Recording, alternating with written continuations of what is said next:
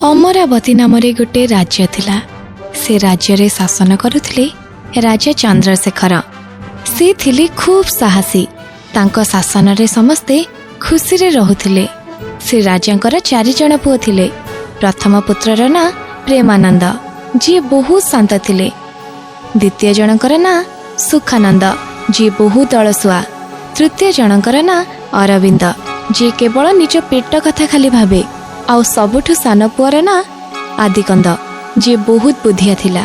महाराजांकर बयस अधिक हेबारु से दिने भाबिले राज्य चलेबा पाई तांको उत्तराधिकारी बाछिबे। महाराजा भाबुथिले तांकर पुओ आदिकंद ठीक भाबरे कार्य करि परिबो, काहेकि ना से सबुठारु सान थिला। तांकर बड़ पुओ ए निर्णय को भूल बुझिबे। से कथा भाबी से समस्यार गोटे समाधान बाहर कले। महाराजा निजर 4 पुओं को डाकिले आउ कहिले, पुत्र माने मोर बयस अधिक हो गलानी। तुम मानक भितरु केही जणकु ही ए राज्य संभाळिबाकू पड़िबो। तुम समस्तंक पई गोटिए परीक्षा। तुमे माने 30 दिन भितरे एई पूरा राज्य रे कोण अनुकोण रे जाई किछि अपरिचित जिनिस को खोजिबो, जेउ जिनिस को मु आजि पर्यंत जानि नथिबी। जे सबुटु अधिक आकर्षणीय जिनिस खोजिकी आनिबो ताकू ही राज्य सिंहासन मिलिबो। ठीक अछि पिता, मु पूर्व आड़कू जीवी। मु पश्चिम आड़कू जीवी। मु उत्तर आड़कू जीवी। ठीक अछि पिता, मु दक्षिण आड़कू जीवी। मते आशीर्वाद दियंतु। एमिति कही 4 जण राजकुमार निज निज घोड़ा रे चढ़ी बाहरिले। प्रेमानंद पूर्व दिग रास्ता रे गला। सुखानंद पश्चिम को गला। दूर दूरांतर रे ताको गोटे भी गछ देखा जाउ नथिला। बेकार रे मु ए रास्ता दी आसिली। एठारे विश्राम करिया पे गोटे हेले गछ भी देखा जाउनी। पूर्वरे तो बहुत पशुपक्षी गछलता अछि। समय नष्ट न करी मते लागुछि मु भी पूर्व को जीवी। एमिति भाबी सुखानंद मध्य पूर्व को गला। उत्तर आड़ को जाउथिबा अरविंद को भूख लागिला। आउ एमिति रे भी सी सब बेले खाए। दूर दूरांत जाए पहाड़ छड़ा ताकू ना देखा गला गछ ना किछि खाद्य। ओह, मो द्वारा ये हबनी। राजा किए हबो, मोर सेथिरे कौन जाए। मते तो सबु बेले बसिकी खाइबार अछि, किंतु वर्तमान मु जदि फेरी जीवी तेबे मु मोर सम्मान हरई देबी। बड़ भाई जो पूर्व रास्ता को बाछिले सेठारे तो घन जंगल अछि आ बहुत जीवजंतु भी अछंती। पिता जेतेबेले भी शिकार रे जाउथिले हमकु सबु बेले कुहंती। एमिति भाबी से फेरी गला। दक्षिण दिगरे जाऊ जाऊ आदि कंद हठात भाबिला, पिता कोन पई एमिति शर्त रखिले। से जदि बड़ भाई को बाछि थांते भलो ही थांता। आमे 3 भाई तांकर सहाय्य करि थांतु आउ हमरो केही किछि करि पार न थांते। ओह, तरबरिया रे पितांकर भावना को भी बुझी हेलानी। एई समय रे बड़ भाई मानकर सुरक्षा ही महत्वपूर्ण। पूर्वरु शांत ना ना ना, एबे परीक्षा ना प्रतियोगिता। एमिति भाबी से उत्तर आड़ को निज घोड़ा झपटे नहीं गला। बहु दूर गला परे ताको बड़ भाई देखा गलेनी। भल रूपे देखिला परे ताको घोड़ार पादर चिन्ह देखा गला। से देखिला एई चिन्ह टिके आगो को जाई पुणी पछक फेरिछि। लागुची बड़ भाई बोधे पछकु पळी गले। आदि कंद से पाद चिन्ह रे अनुसरण करी गला। पूर्व को जाइथिबा प्रेमानंद को थक्का लागिला। पहाड़ ऊपर से देखिला गोटे पुराना घर अछि। घरर बाहरे गोटे कड़ा कुकुर भी पशिथिला। ता आखि लाल निया भलिया थिला। डरी डरी प्रेमानंद कबाट ठक ठक कला। भीतरु जणे बुढ़ी लोक कहिले, से दुष्ट कुकुर कण बाहरे अछि? हाँ, सी एठी अछि। एले मु बाहर को आसी पारिबेनी। मु कबाट खोलुची, तमे निजे भीतर को आसी जाओ। कबाट खोलिला मात्रे से भीतर को आसिला। भीतर से घर पुराना कालिया थिला। आउ से घरे बहुत कबाट थिला। आउ से बुढ़ी लोक भूत तुणी जेमिति लागुथिला। एठारे किछि गोटे अद्भुत भली लागुची। मोर कोन अछि, जो काम पई आसीची ताकू सारी बास पळेबी। माँ, मते कोन टिके पानी मिलिबो? बहुत शोष लागुची। पानी दरकार ना क्षीर? आज्ञा, पानी टिके दरकार। हाय, पानी तो नाही। गोटे काम करिबा, ତମେ ମାଛ ହେଇଯାଅ, ତାପରେ ତମେ ପହଁରି ପହଁରି ଯେତେ ଚାହିଁବ ପାଣି ପିଇ ପାରିବ। ଏମିତି କହିଲା ମାତ୍ରେ ପ୍ରେମାନନ୍ଦ ମାଛ ରୂପରେ ବଦଳିଗଲା ଆଉ ଗୋଟେ କାଚ ଭିତରେ ଫସିଗଲା। ବୁଢ଼ୀ ଭୁତୁଣୀ ଜୋରରେ ହସିବାକୁ ଲାଗିଲା ଆଉ ସେଇ କାଚ ପାତ୍ର ଗୋଟେ କୋଣରେ ରଖି ଭିତରକୁ ଚାଲିଗଲା। ଦ୍ୱିତୀୟ ଭାଇ ସୁଖାନନ୍ଦ, ଯିଏ ପୂର୍ବ ଆଡ଼କୁ ଆସୁଥିଲା, ପ୍ରେମଜିତ୍ର ଘୋଡ଼ାକୁ ଦେଖି ଅଟକିଗଲା। ହେ ପ୍ରଭୁ, ଭାଇଙ୍କର ଘୋଡ଼ା ଏଠାରେ ଅଛି ମାନେ ସେ ବି ଏଇଠି ଥିବେ। ସୁଖାନନ୍ଦ ଏପଟେ ସେପଟେ ଦେଖିଲା, ତାକୁ ସେ ପାହାଡ଼ ଉପରେ ଥିବା ଘର ଦେଖାଗଲା। ଓହ, ଭାଇ ସେଠାରେ ଥିବେ। ମୁଁ ବି ଥକିଗଲିଣି, ଯାଉଛି ସେଠାରେ ଯାଇ ଟିକେ ବିଶ୍ରାମ ନେବି। ଏମିତି ଭାବି ସୁଖାନନ୍ଦ ମଧ୍ୟ ସେ ଘର ପାଖକୁ ଗଲା। ଘରେ ପହଞ୍ଚି ସାରିଲା ପରେ ସେଇ କଳା କୁକୁରକୁ ଦେଖି ସୁଖାନନ୍ଦ ମଧ୍ୟ ଡରିଗଲା ଆଉ ତାପରେ କିଛି ବି କରି ସେ କବାଟକୁ ଠକ୍ ଠକ୍ କଲା। କଣ ସେଇ ଦୁଷ୍ଟ କୁକୁର ବାହାରେ ଅଛି? ଆଜ୍ଞା ହଁ। ହେଲେ ମୁଁ ତ କବାଟ ବାହାରକୁ ଆସିପାରିବିନି। ମୁଁ କବାଟ ଖୋଲିବି, ତମେ ନିଜେ ଭିତରକୁ ଆସିଯାଅ। ଭିତରକୁ ଗଲା ପରେ କଣ ଦରକାର ପୁଅ? ମା, ମୁଁ ବହୁତ ଥକି ଯାଇଛି। ଶୋଇବା ପାଇଁ ଗୋଟେ ବିଛଣା ଦରକାର। ସାଧାରଣ ବିଛଣା ଦରକାର ନା କେମିତି? ସାଧାରଣ ହେଲେ ବି ଚଳିବ। ମୋ ପାଖରେ ତ କୌଣସି ସାଧାରଣ ବିଛଣା ନାହିଁ। ଚାଲ ତମେ ହିଁ ବିଛଣା ହେଇଯାଅ। ଭୁତୁଣୀ ଏମିତି କହିଲା ମାତ୍ରେ ସୁଖାନନ୍ଦ ବିଛଣା ହେଇଗଲା। ପୁଣି ସେଇ ଭୁତୁଣୀ ଭୟାନକ ଭାବରେ ହସି ହସି ଭିତରକୁ ଚାଲିଗଲା। କିଛି ସମୟ ପରେ ଅରବିନ୍ଦ ବି ସେଇ ଦିଗରେ ଆସି ନିଜ ଭାଇମାନଙ୍କର ଘୋଡ଼ାକୁ ଦେଖି ସେଇ ଘରକୁ ଆସି କୁକୁରକୁ ପାର ହେଇ କବାଟ ଠକ୍ ଠକ୍ କଲା। କଣ ସେଇ ଦୁଷ୍ଟ କୁକୁର ବାହାରେ ଅଛି? ହଁ, ଏଠାରେ ଅଛି। ହେଲେ ମୁଁ ବାହାରକୁ ଆସିପାରିବିନି। ମୁଁ କବାଟ ଖୋଲିବି, ତମେ ନିଜେ ଭିତରକୁ ଆସିଯାଅ। ଅରବିନ୍ଦ ଭିତରକୁ ଆସିଲା ଆଉ ସେଇ ବିଛଣାକୁ ଦେଖି କହିଲା, ଇସ୍, କି ବିଛଣା! ମା, ମୋତେ ବହୁତ ଭୋକ ଲାଗୁଛି। ଖାଇବା ପାଇଁ କିଛି ଅଛି କି? କୁକୁଡ଼ା ଦରକାର ନା ଛେଳି? ମୋତେ ଛେଳି ଦରକାର। ହାଏ, ମୋ ପାଖରେ ତ ଛେଳି ନାହିଁ। ତମେ ହିଁ ଛେଳି ହେଇଯାଅ। ଏମିତି କହିଲା ମାତ୍ରେ ଖଟ ଉପରେ ବସିଥିବା ଅରବିନ୍ଦ ଛେଳି ହେଇଗଲା। ଏସବୁ ଦେଖି କାଚରେ ଥିବା ମାଛକୁ ବହୁତ କଷ୍ଟ ହେଲା। ଏହି ସମୟରେ ଆଦିକନ୍ଦ ସେହି ସ୍ଥାନରେ ପହଞ୍ଚିଲା। ତିନି ଭାଇଙ୍କର ଘୋଡ଼ାକୁ ଦେଖି ଆଦିକନ୍ଦ ଆଶ୍ଚର୍ଯ୍ୟ ହେଇଗଲା। ଆରେ ଇଏ କ'ଣ? ଏମାନେ ତିନି ଜଣ ତ ଅଲଗା ଅଲଗା ଦିଗରେ ବାହାରିଥିଲେ, ଏବେ ଗୋଟେ ଜାଗାରେ କେମିତି ପହଞ୍ଚିଲେ? କିଛି ତ ହେଇଥିବ। ଏମିତି ଭାବି ଆଦିକନ୍ଦ ଆଖପାଖକୁ ଦେଖିଲା, ତାକୁ ବି ସେ ପୁରୁଣା ଘର ଦେଖାଗଲା। ଆଚ୍ଛା, ସମସ୍ତେ ଆରାମ କରିବା ପାଇଁ ସେଠାକୁ ହିଁ ଯାଇଥିବେ। ଆଦିକନ୍ଦ ମଧ୍ୟ ସେଇ ଘରର ପାଖକୁ ଯିବାକୁ ଲାଗିଲା। ପାହାଡ଼ ଚଢ଼ି କୁକୁରକୁ ପାର କରି ଆଦିକନ୍ଦ ମଧ୍ୟ କବାଟ ଠକ୍ ଠକ୍ କଲା। କଣ ସେଇ ବଦମାସ ଦୁଷ୍ଟ କୁକୁର ବାହାରେ ଅଛି? ହଁ, ଅଛି। ତେବେ ମୁଁ ବାହାରକୁ ଆସିପାରିବିନି। କବାଟ ଖୋଲିବି, ତମେ ନିଜେ ଭିତରକୁ ଆସିଯାଅ। ଆଦିକନ୍ଦକୁ ଦେଖି ଅରବିନ୍ଦ, ଯିଏ ଛେଳି ହେଇଯାଇଥିଲା, ଦୌଡ଼ି ଦୌଡ଼ି ଆସି ତା ହାତକୁ ଚାଟିବାକୁ ଲାଗିଲା। ଆଦିକନ୍ଦକୁ ଦେଖି ସନ୍ଦେହ ହେଲା ଆଉ ସେ କାନ୍ଦୁଥିବା ମାଛକୁ ବି ଦେଖିଲା। ମା, ମୋତେ ମୋର ଖଣ୍ଡାରେ ଲାଗିଥିବା ରକ୍ତକୁ ସଫା କରିବାର ଅଛି, ଟିକେ ପାଣି ଦେଇଦିଅ।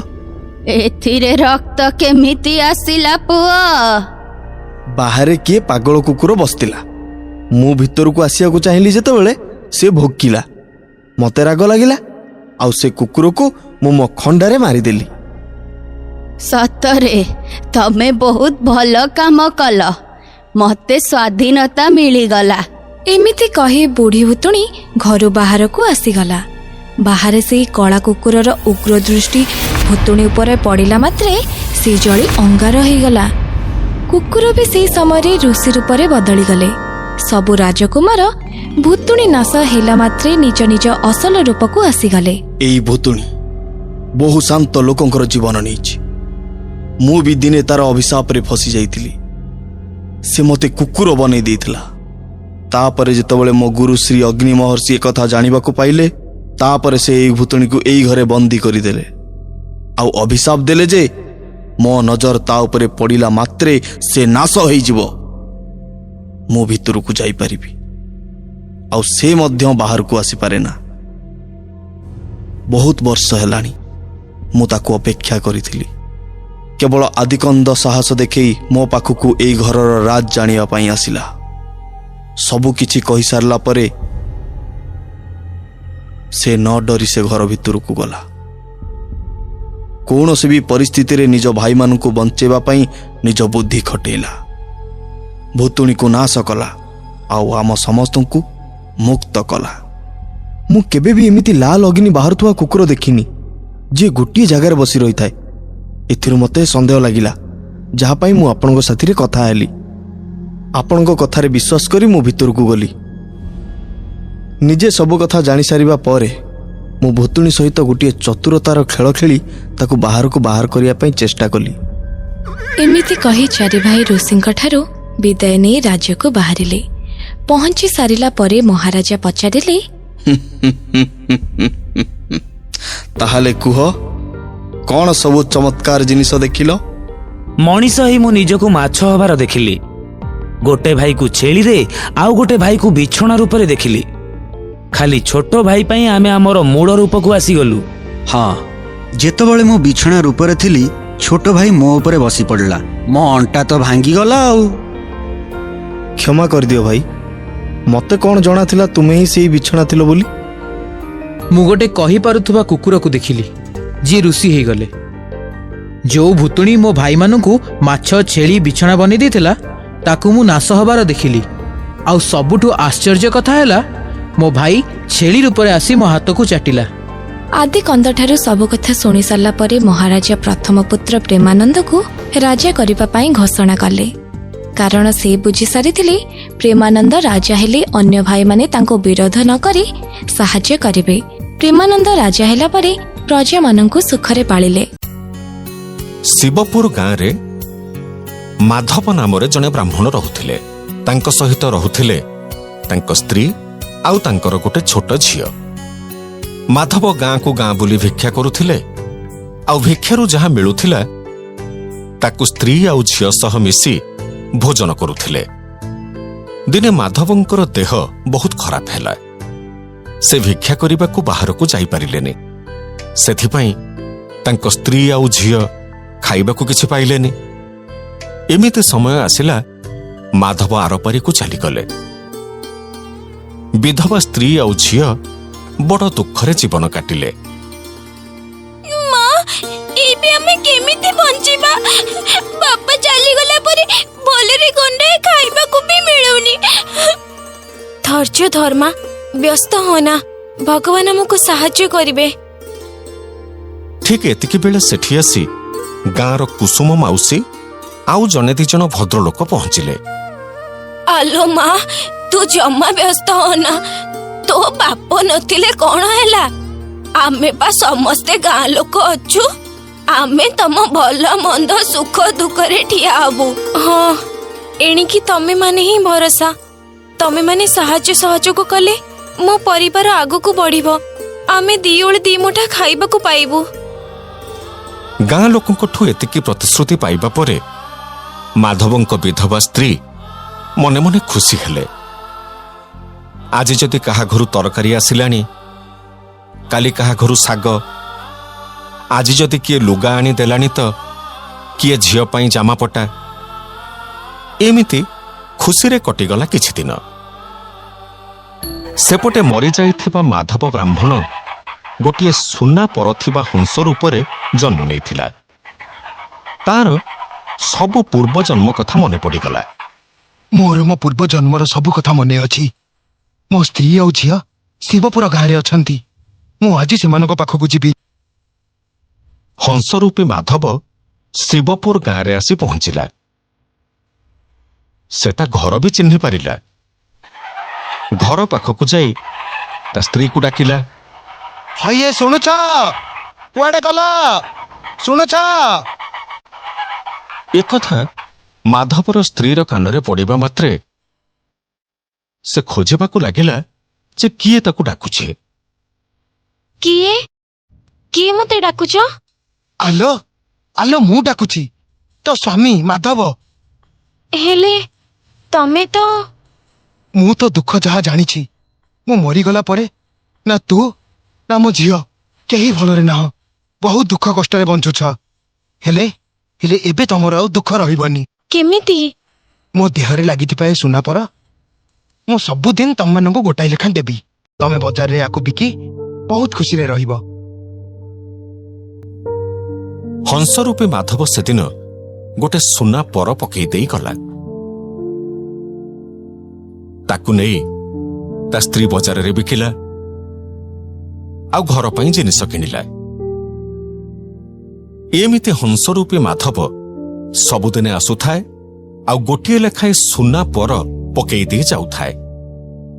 ସେଇ ସୁନା ପରକୁ ପାଇ ମା ଝିଅ ବଡ଼ ଆରାମରେ ଚଳୁଥାନ୍ତି। ଧୀରେ ଧୀରେ ମାଧବ ସ୍ତ୍ରୀ ଆଉ ତା ଝିଅଙ୍କର ଗର୍ବ ବଢ଼ିଗଲା। ସେମାନେ ଆଉ ଗାଁ ଲୋକଙ୍କୁ ବି ଖାତିର କଲେନି। ଦିନେ କୁସୁମ ମାଉସୀ ତାଙ୍କ ଘରକୁ ତରକାରୀ ନେଇ ଆସିଥାଏ। ଛି ଛି, ନେଇଯାଅ ଏଗୁଡାକ। ଛୋଟ ଲୋକ ଖାଉଥିବା ଜିନିଷ ଏଠିକି ନେଇକି ଆସୁଛ? ଆଲୋ, ନ ଦେଖିଲା ଲୋକ ଦେଖ, କଇଁଛ କାଢିଛି ବେକ। ଆଲୋ, ଖାଇବାକୁ ପାଉନଥିଲୁ, ତତେ ଗାଁ ଲୋକ ପାଳି କରି ଖାଇବାକୁ ଦଉଥିଲେ, ଆଉ ତୁ ଏବେ ଏତେ ଫୁଟାଣି ଦେଖଉଛୁ? ହଁ, ମୁଁ ଯାଉଛି ଲୋ, ମୋ କଥା ମନେ ପକେଇବୁ। ଏମିତି ଜଣ ଜଣ କରି ଗାଁର ପ୍ରାୟ ଲୋକଙ୍କୁ ନିଜ ପାଖରୁ ଘଉଡେଇ ଦେଲା ମାଧବର ସ୍ତ୍ରୀ। ଗାଁ ଲୋକମାନେ ତା ଘରକୁ ଆସିବା ବନ୍ଦ କରିଦେଲେ।